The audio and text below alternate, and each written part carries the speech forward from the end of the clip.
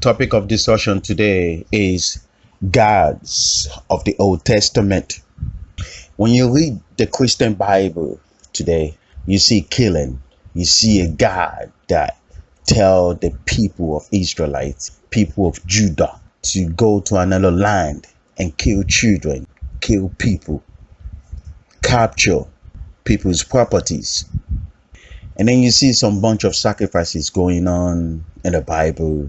You see an angry God, a jealous God. You begin to ponder, is this the God that we serve? But when you begin to read all the scriptures, you see a different God. Sometimes you see a God of mercy.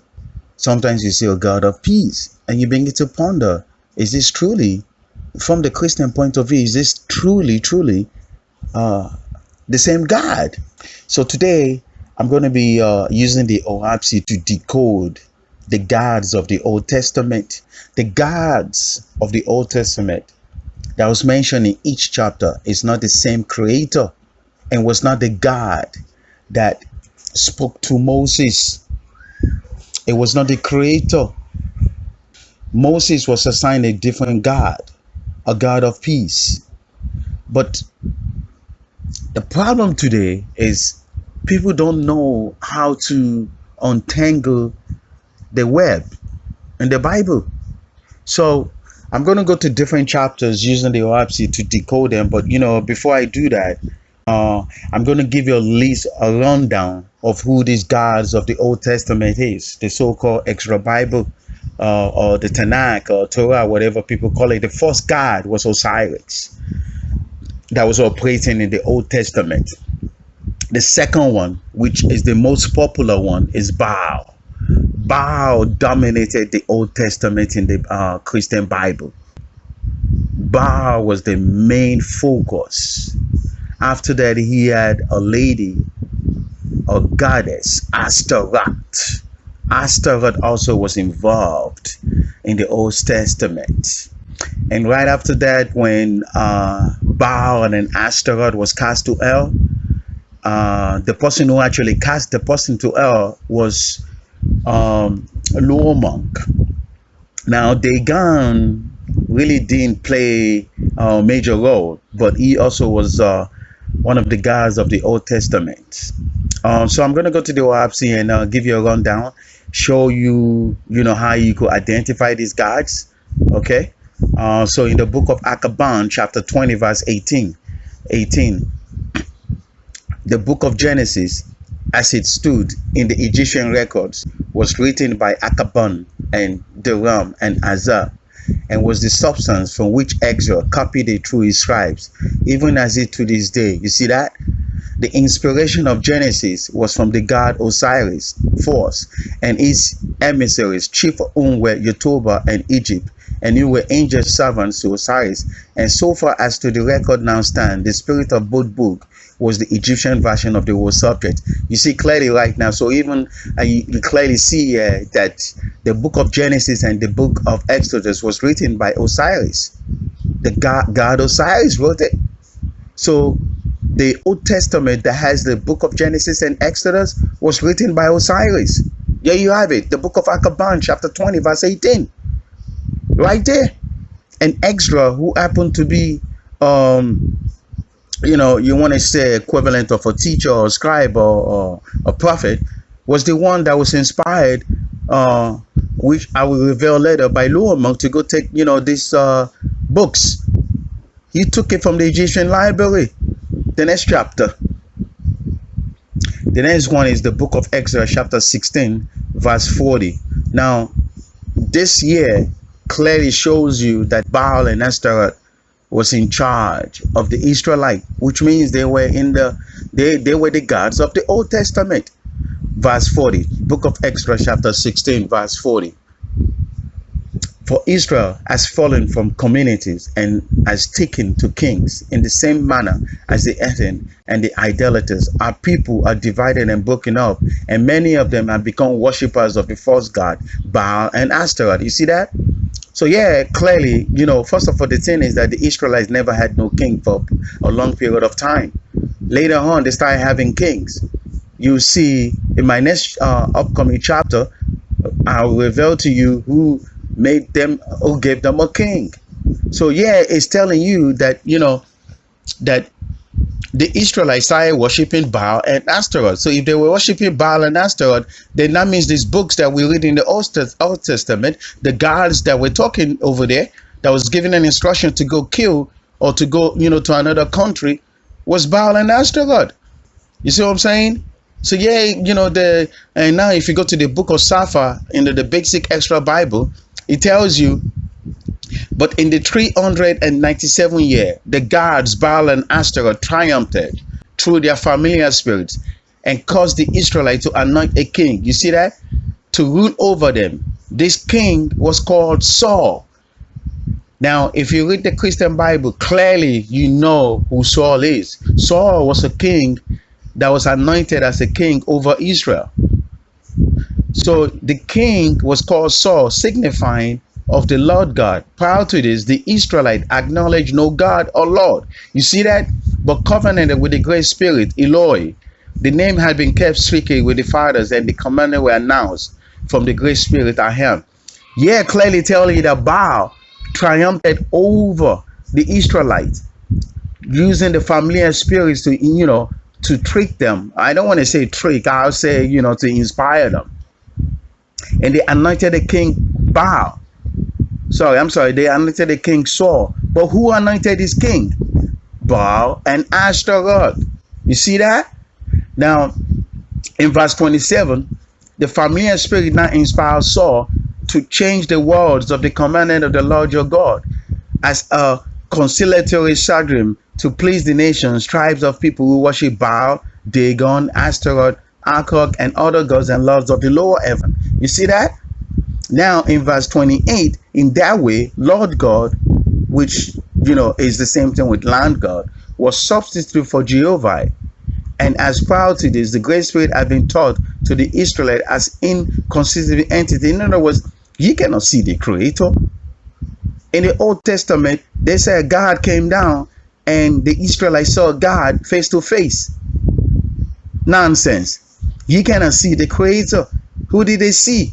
They probably saw Baal or Ashtaroth, because Baal had a tendency of coming down to the world, to give instructions through the oracles and stuff. So I won't be surprised they saw Baal. In any case, this is yet the book of Saphah, the basic of Eskra in the OahspeCollegeUniversity, is revealing to you that Baal and Ashtaroth were the one that actually anointed King Saul as a king.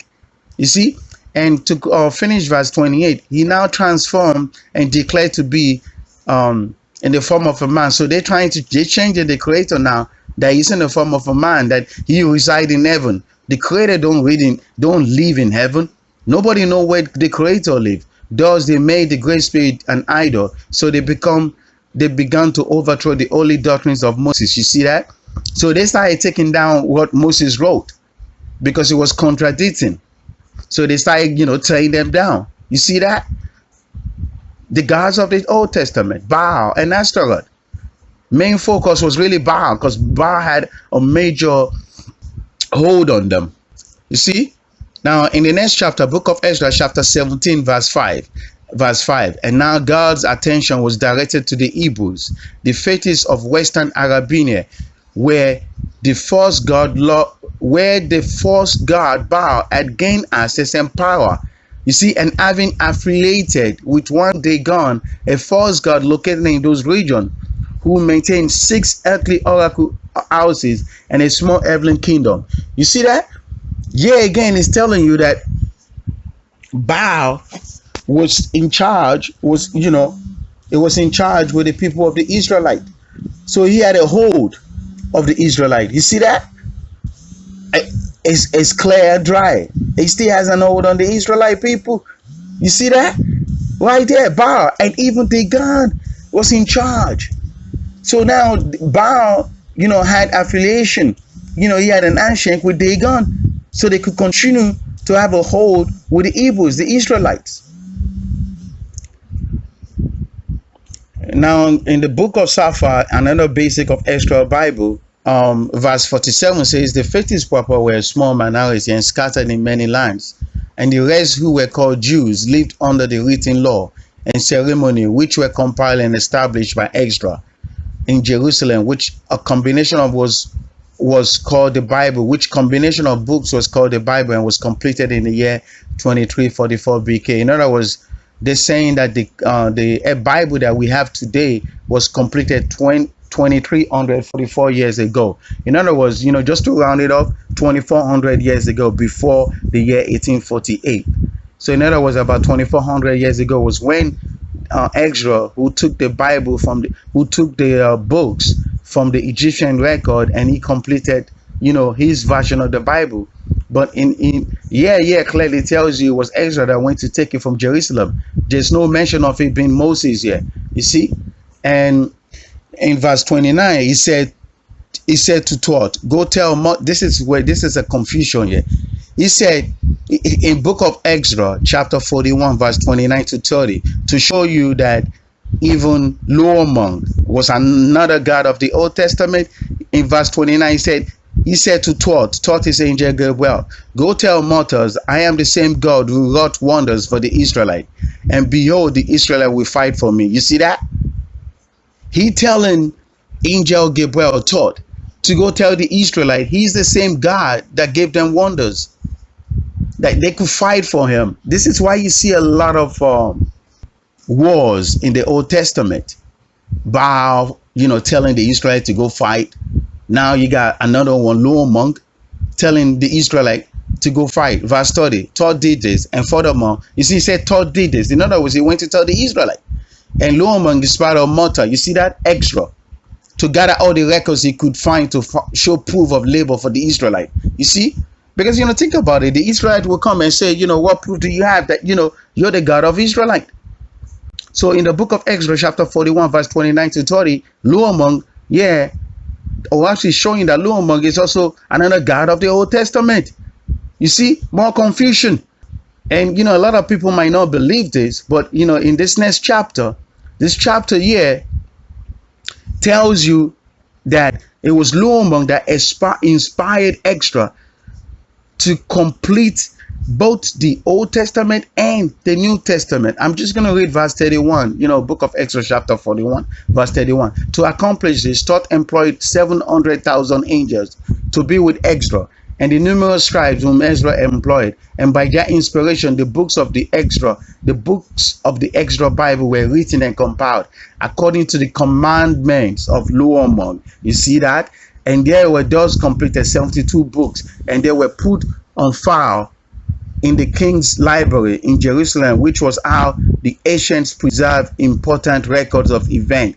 And these books were named by Ezra the Holy Library, in which we understand it today as the Holy Bible, of which number 54 remain to this day. Here you have it, another God of the Old Testament, Loamong. You see that? Now, some people might be saying, but what proof do you have that Baal is the God of the Old Testament? In the book of Ezra, chapter 41, verse 7. In the book of Ezra, chapter 41, verse 7. Verse 7. The faithists, the worshippers of Jehovah, are also my enemies. This is Baal talking. Such mortals shall be tortured and sawed in half. You see that? He's saying any human that worship the Creator, he gonna cut them in half. Such angels shall be bound in knots in hell and suffocated forever. You see that? He's talking to both angels and humans. Any angels that worship the Creator, he gonna cut them in half. And I will have them know that Baal is the all-highest God of heaven and earth. Let me read verse 7 again. The faithists, the worshippers of Jehovah, are also my enemy. So Baal declared that those who worship the Creator are his enemy. Such mortals shall be tortured and sawed in half. You see? Such angels shall be bound in knots in hell. He can cut angels in half because angels cannot die. So the only thing he can do to them is to suffocate them in hell. You see that? Such angels shall be bound in knots in hell and suffocated forever. I will have them know that Baal is the highest God in heaven and earth. Now, if you go to the book of Saphah, the basics of the Ezra Bible, verse 45, this is the proof to show you that Baal was one of them too. So verse 45 in the book of Saphah, the basic Ezra, verse 45, 2439 years before Cosman. In other words, Cosman is started in the year 1848. So they tell you in 2439 before Cosman, before the year 1848, Manna said, that is in the Bible. Go read if you go to the book of Kings, you see that clearly. Before Cosman, Manna said, son of Ezekiah, establish idol worship. You see that? And by law, abolish the worship of Jehovah. In other words, he abolished the worship of the Creator. He caused the prophets Isaiah, we already know that it's in the Bible, to be sawn in two. You see? Remember in the verse 7, where book of Ezra chapter 41 verse 7, where Baal said he's going to torture humans and then saw them in half. Right there in verse 45 of the book of Saphah, he said that the king said he caused the prophet Isaiah to be sawn in two, and the judgment was because he worshipped Jehovah, because he worshipped the Creator. There you have it, another God of the Old Testament. So for you all Christians and Christian Bible readers and believers of God of the Old Testament, clearly or actually showing you here that the gods that you people worship today, if you still worship, the Christian God, you're worshiping Baal, Astaroth, Osiris, and Luamon. Primarily Luamon, because Luamon took over later on. You see, ladies and gentlemen, this was just to clear and show to you without a proof, a shadow of a doubt, that the gods of the Old Testament was Baal, Astaroth, and Luamon, and Osiris. Light and peace, brothers and sisters.